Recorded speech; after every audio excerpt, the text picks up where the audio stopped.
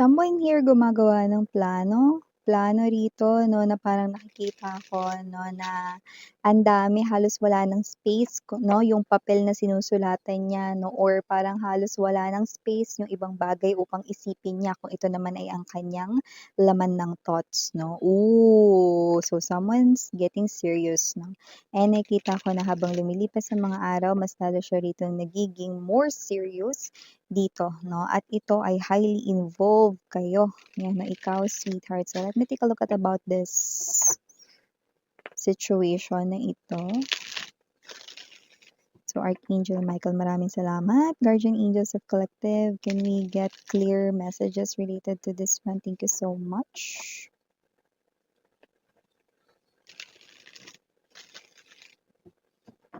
I just saw a wand, he's a magician, okay? So this person here could be, wanting some kind of impossible or like magic. Let us see. Someone here wants to make this happen. Maybe that is why he or she is planning. So let me see. Very serious. Masyado siya dito nagiging serious. Ayaw nito ang pagpa-istorbo. Okay?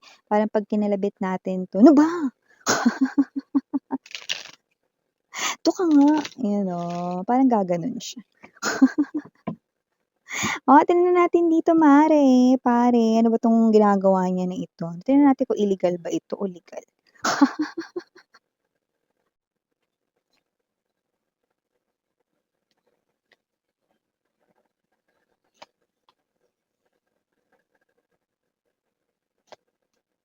Uy. Yeah. Okay. Ang cute niyo naman dito. You are appearing here as the High Priestess, the Star, and the Seven of Cups, Mamaya papaliwanag ko sa inyo, no? So, let me see more. Ilatag muna natin lahat ng energy sa ating table, okay? So, meron ditong energy na parang, may mga tanong ka, 'yan 'no, at nakikita kong medyo slight kang nagpa-panic. Bottom of the deck, we have the Hangman in reverse, yeah, okay. Knight of Wands and the Six of Coins. Ang cute mo talaga rito. Ang cute talaga ng reaction mo dito. So, nakikita ko the Ace of Cups and the Devil, very, very strong right in there. The Eight of Wands, ayan 'no. Meron ditong energy na ipagkakalat na gusto ka niya, 'yan 'no, at totoo 'yun. Kasi with the devil right in here, I do see that this person here ay really gusto rito na maging person mo, really want to attempt or try na ligawan ka. Wala tayong gender dito, bi, lalaki, LGBT, basta gusto ditong maging lover mo. And this person happens to be a new person, 'yan 'no. So, yung iba sa inyo doesn't have to be na hindi nyo pa yan nakikilala, no? Kasi high chance na pwedeng nasa paligid nyo na kasi na-develop na ang feelings and emotions, no? At ang cute nyo rito, bakit miss yan?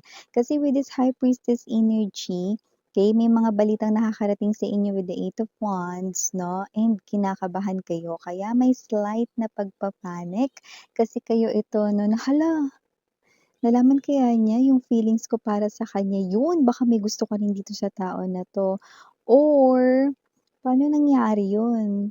Hindi naman kami nag-uusap, yan 'no, ang dami mo ritong mga tanong 'no, paano nangyari yun, nalaman kaya niyang gusto ko siya, o kaya ano ba 'to, isa bang klase 'to na rumors lang, dapat ko bang paniwalaan ito, yan 'no. So nakikita ko rito 'no, na kinakabahan kayo kasi iba sa inyo sikretong malupit na gusto mo 'yan, wala ka namang napagsabihan dito talaga, ng iba naman baka may napagsabihan kayo, kinakabahan kayo baka naikwento sa iba.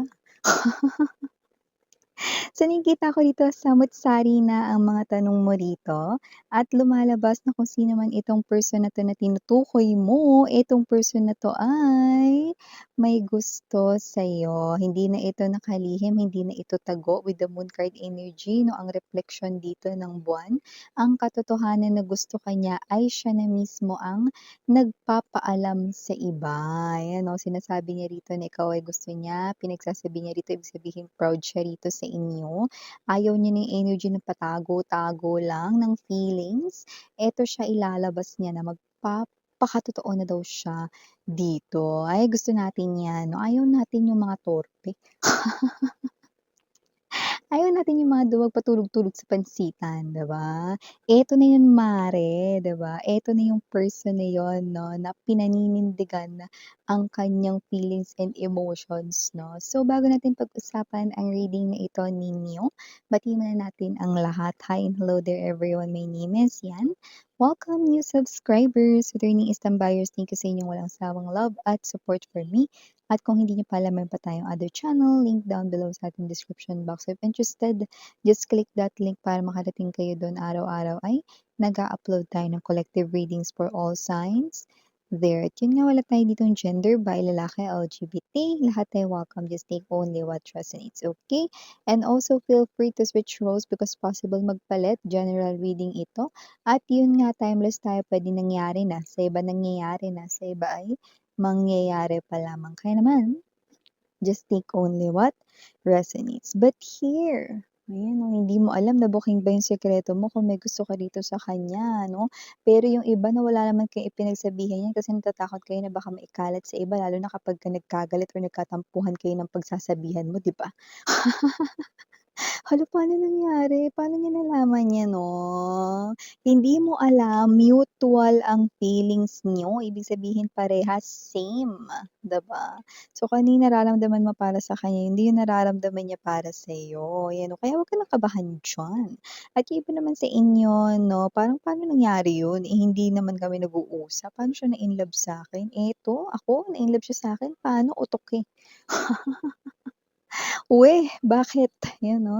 So whatever the case may be, I do see that this is you 'no, ang dami mo ritong tanong na paano, bakit ka niya nagustuhan or nalaman kaya niya gusto mo siya, ano ba nangyari talaga rito, pinagkalat ba ng sinabihan mo? Yung iba naman takang-taka naman kayo rito, wala naman kayong pinagkuwentuhan 'no, or feeling ninyo hindi naman nagiging obvious yung pagkagusto ninyo sa inyong actions 'no, sa kanya rito 'no, like totally wala, 'yan 'no. Kasi nga wala naman siya ritong alam sa nararamdaman mo dahil ang tinutukoy niya rito at nagpoproseso rito ay ang kanyang damdamin, 'di ba? Damdamin. So, nakikita ko rito na itong person na 'to ay gumagawa rito ng desisyon 'no. So, alam niyo ano, nakuha ko dito yung energy 'no, na kung saan kayo ito 'no, na kung gusto niyo man yung tao na 'yan 'no, hindi niyo alam kung ano nangyari 'no, meron bang bumagsak na shooting star 'no, meron bang meteor na stars 'no, at, natupad na ba dito yung wish mo 'no, na magkagusto siya rito sa'yo or whatsoever 'no, whatever it is, okey? Nakita ko rito 'no, na nauna pa nga siyang magkagusto sa'yo. Ay, kinikilig ka 'no? Aminin mo, aminin mo. Atin-atin lang naman dito, 'di ba? So, whoever this energy is, nakikita ko rito 'no, na medyo kinakabahan ka, kakabog-kabog ang iyong dibdib dahil mukhang bumibilis na ang mga pangyayaring dating mabagal. Pero ayaw mo rin naman dito na sumunggab agad 'no, at gusto mo rito 'no, na parang, mag-observe with the Four of Swords energy sa kanya ritong ikikilos at mga actions. Three of Cups 'no, go lang, okey? Kasi nakikita ko rito 'no, na diyan mo mafi-figure out 'no, na etong person na 'to ay talagang may gusto sa'yo. Nakakita rin ako dito ng sleepless nights sa'yo, kasi nakikita ko rito that hindi ka makakatulog because of excitement, because you feel like 'no, na lahat ng everyday mo rito 'no, na napapansin sa kanya ay tumutugma or proportional dito sa iyong hinala 'no, na gusto ka nga niya. Yun na nga yun, gusto ka nga kasi niya dito talaga. Mare 'no or pare, kasi nga itong person na 'to 'no, nauna pa nga siya antimano na magkagusto sa'yo. So, ikaw 'to nagtataka kailan, paano siya rito, bakit bigla siya ritong kumilos, nag-invest ng emotions and feelings sa'yo. Yung iba naman sa kanila rito 'no, parang may energy rito, may hinintay muna, ayan 'no, may hinintay rito na parang, matapos ang isang klase ng gawain, project or trabaho bago rito kumilos 'no, na magparamdam rito sa inyo.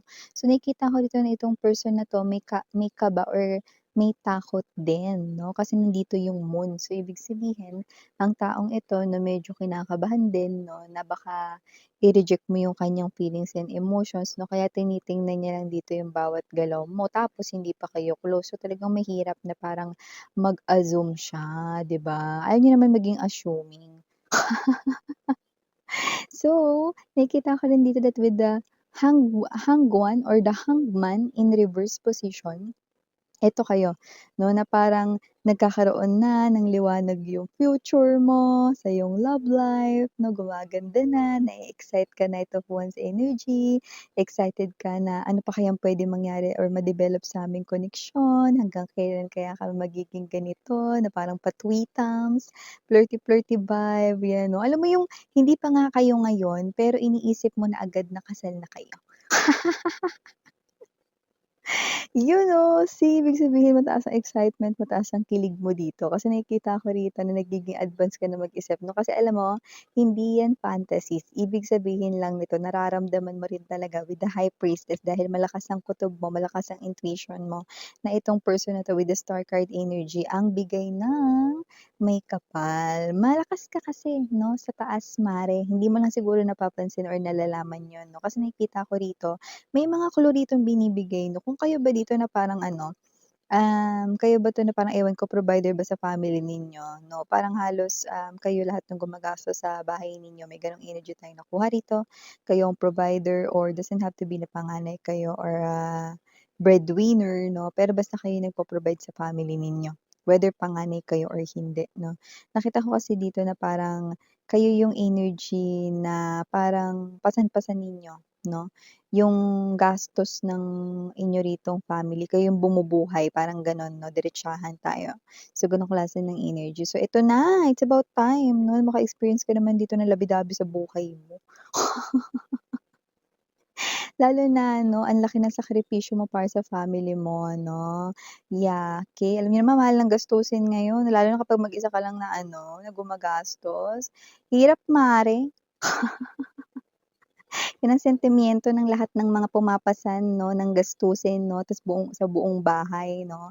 Yung, pagkain, kuryente, tubig, lahat na, pati yung mga maliliit na bagay, shampoo, toothpaste, sabon, lahat ikaw yun 'di ba, ramdam na ramdam mo yun. Kaya kung ikaw yung tinutukoy 'no, mataas ang tsansang para sa'yong reading na 'to. Yung tipong pati yung suka tsaka toyo 'no, ikaw pa din yun, 'di ba? Pati yung toothpick, ikaw din yun, 'di ba? So, lahat-lahat na, pati deodorant, 'di ba, lotion ng buong pamilya, 'di ba? Eh, kung feeling mo ikaw 'yan na lahat 'no, hindi lang pagkain 'no, tubig, 'di napapansin yun ng family mo kasi nakikita ko dito na parang kapagka hindi kasi sila yung gumagastos, hindi nila ramdam, okey? So, dahil nga ikaw yung nakakaramdam nun at kahit na parang times pagod ka na, hindi ka nagrereklamo kasi mahal mo sila, pamilya mo sila. Yeah, right. Okay.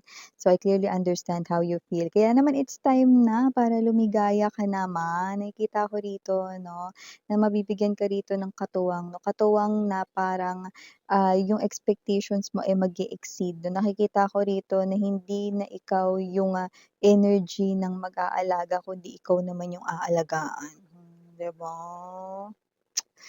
Ay, so, initials, we have here capital letter L, capital letter C, capital letter S, capital letter M, capital letter Victory, V, capital letter Y, capital letter R, and capital letter O. For small letters, we have A, A again. So, maaring dalawa ang A. We also have here S, T, B, H, J, and last but not the least, we have B as in boy. Yun.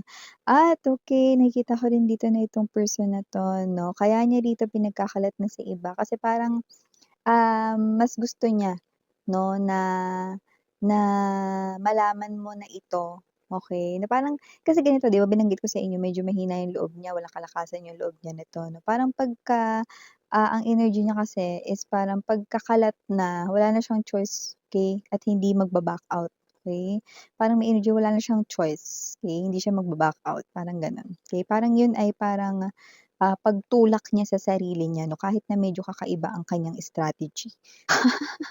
Pero carry na, kaysa naman yung torpe, 'di ba? So dito na tayo 'no, sa may, paraan dito kasi once na makarating na 'to sa'yo, hindi niya ito i-de-deny sa'yo. Okey? Yan ay kanyang aaminin sa harapan mo. Yan oh, naamoy mo yung toothpaste namin?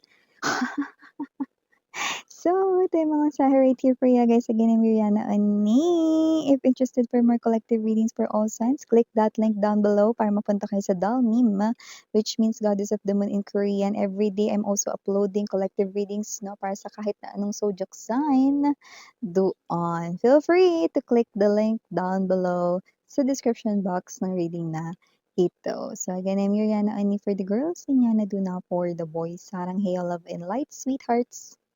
안녕.